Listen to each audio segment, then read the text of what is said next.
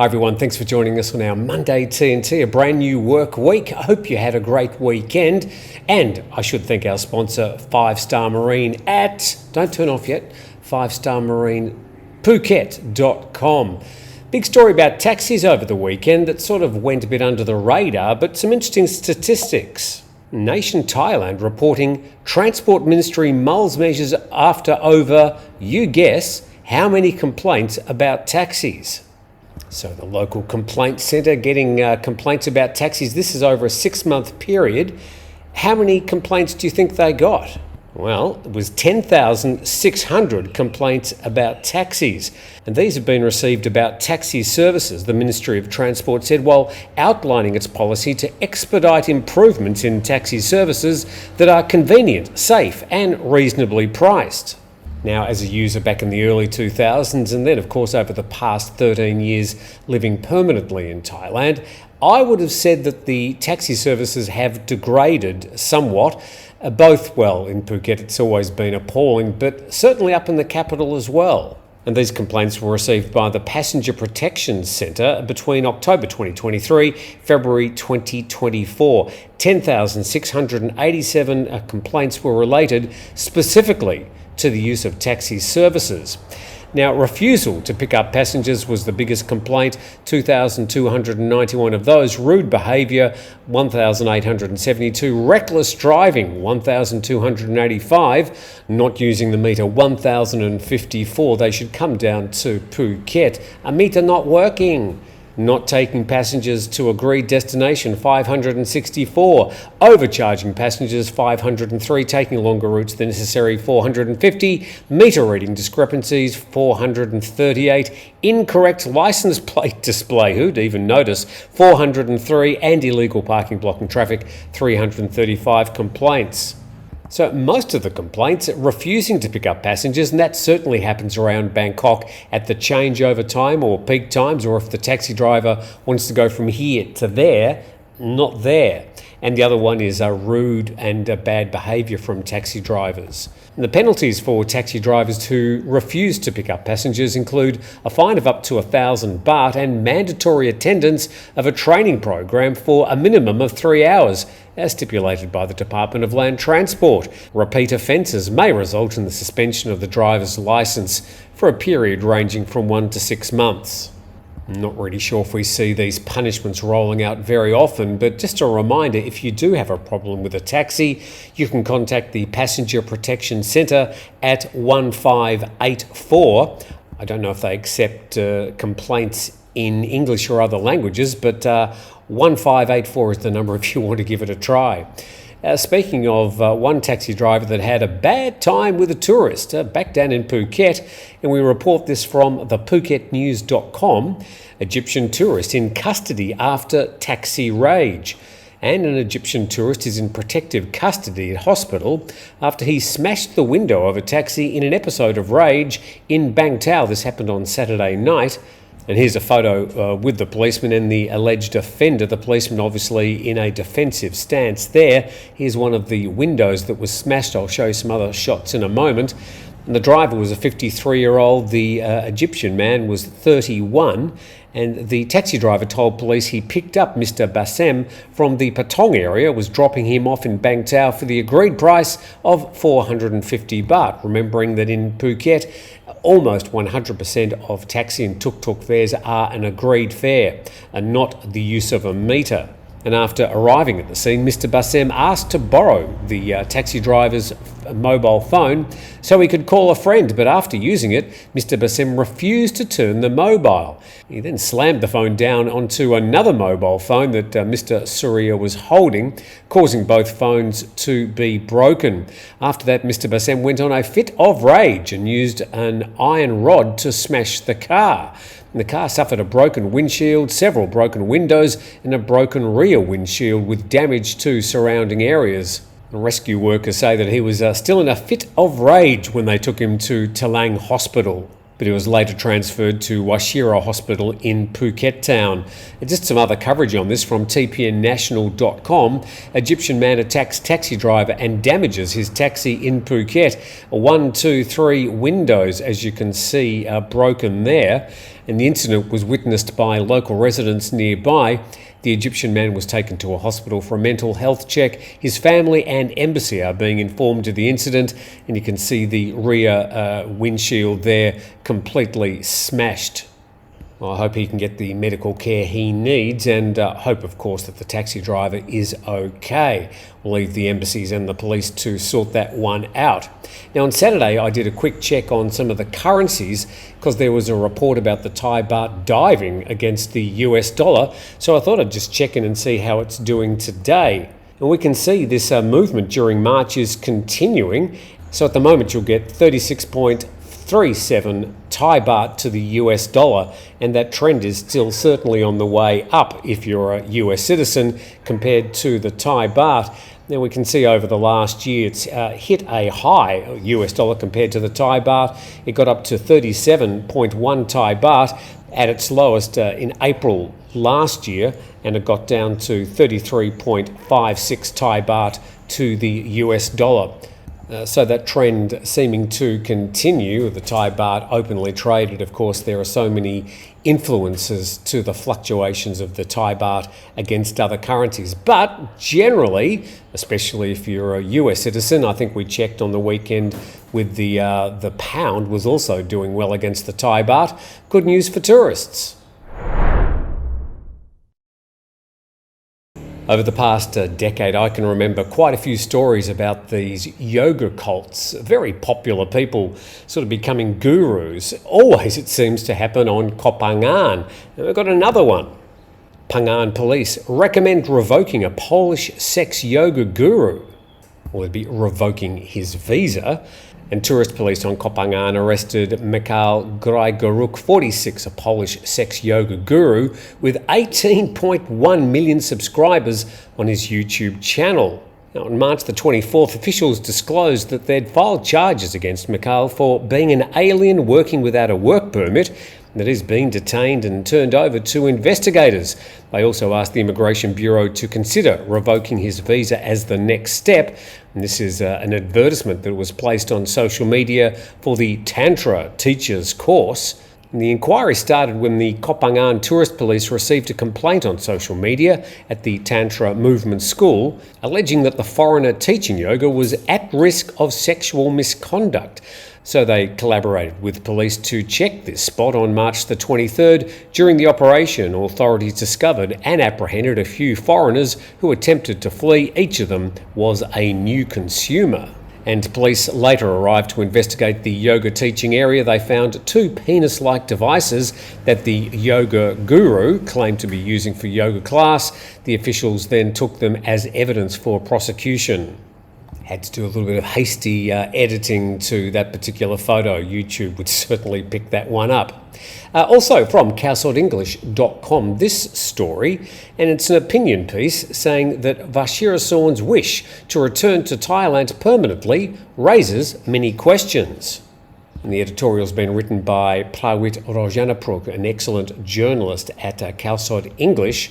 And we just go through parts of this. Earlier this week, Vajrasaurn, a strange son of His Majesty the King, who grew up in the United States, told the AFP he wanted to return to Thailand permanently after living there for 27 years. According to the Bangkok Post, he said, "I don't want to compete for anything. I have no resources, no power.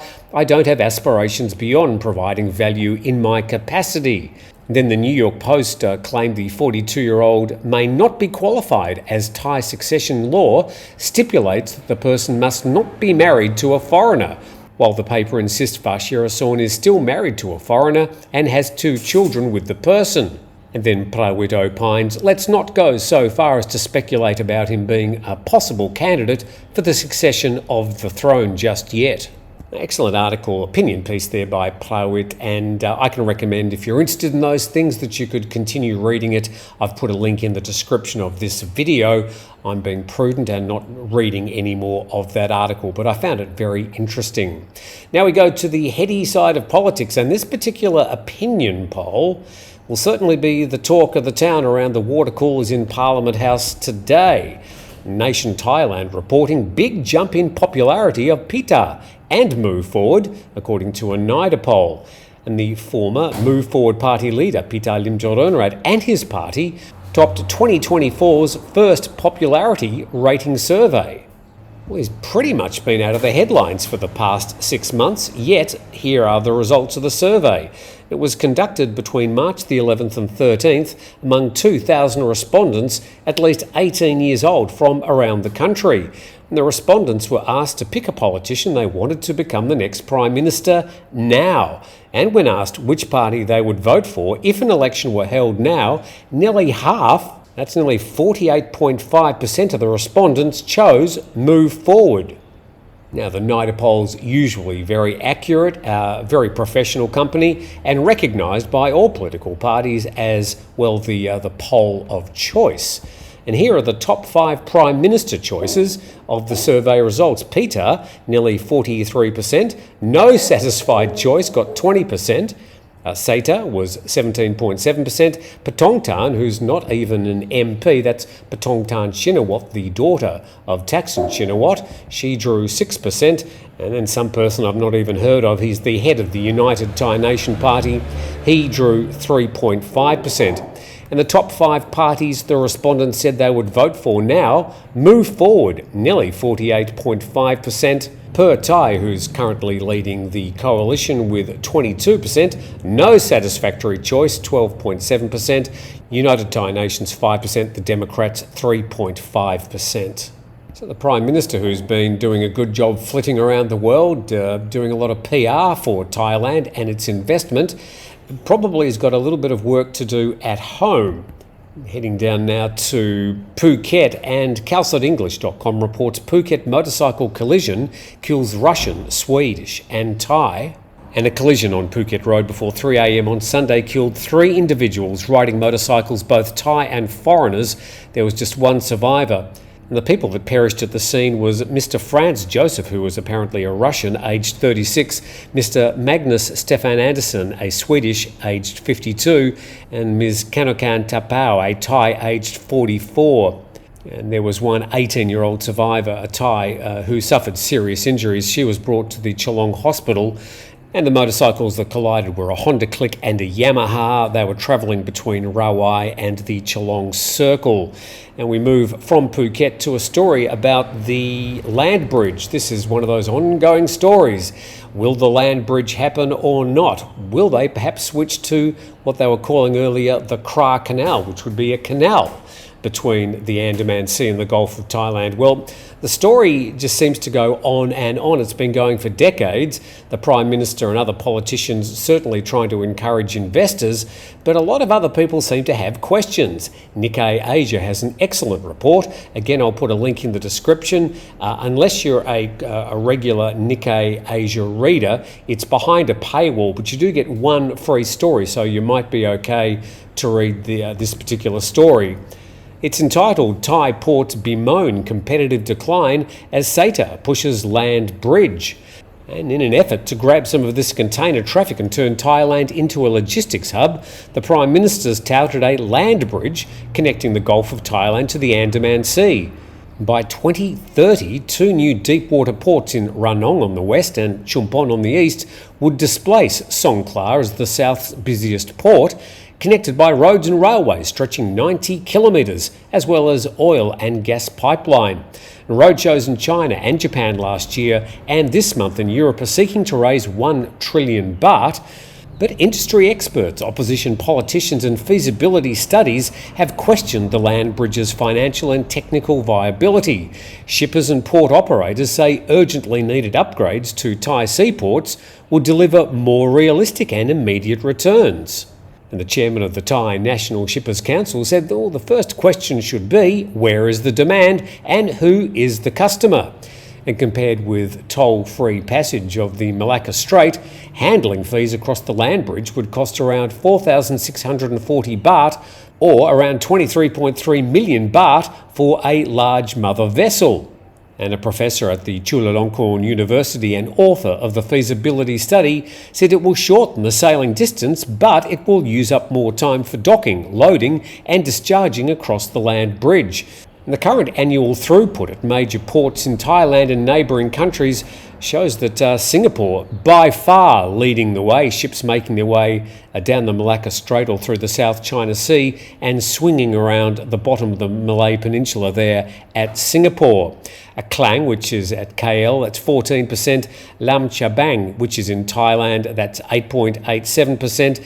And then Ho Chi Minh City are nearly 8% as well, and all the others falling way behind those four main ports. The article goes on, attempts by previous Thai governments to construct a southern land bridge were defeated by technical difficulties and environmental protests. These days, signs opposing the land bridge line roads in Chumpon, which is rich with coral reefs and mangrove forests.